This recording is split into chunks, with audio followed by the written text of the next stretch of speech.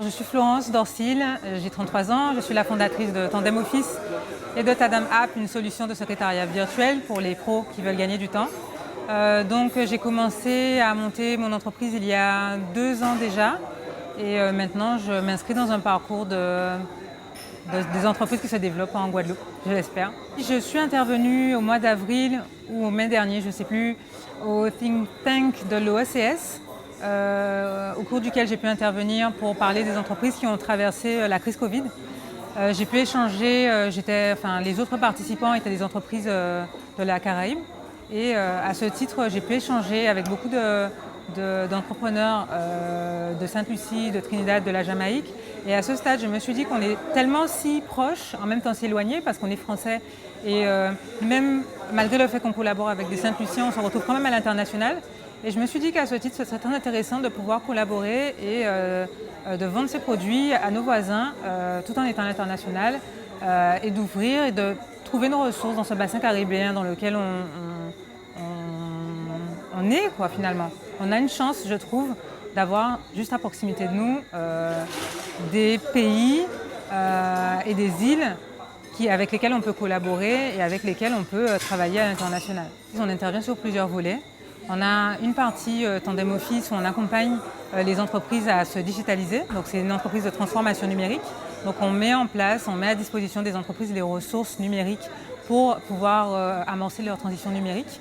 Il y a la partie Tandem App qui est une solution en fait. C'est une solution qui permet dans un premier temps aux professions libérales, aux indépendants de gagner du temps en ayant une solution propre à eux. C'est-à-dire que c'est une solution qui leur permet je l'ai pensé en étant un secrétariat.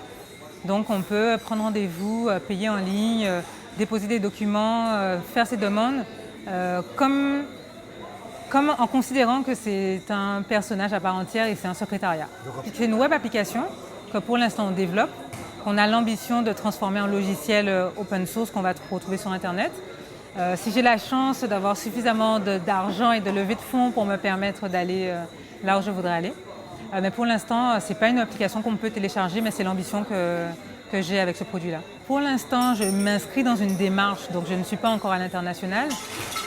Les entreprises que je cible, c'est mes voisins en fait.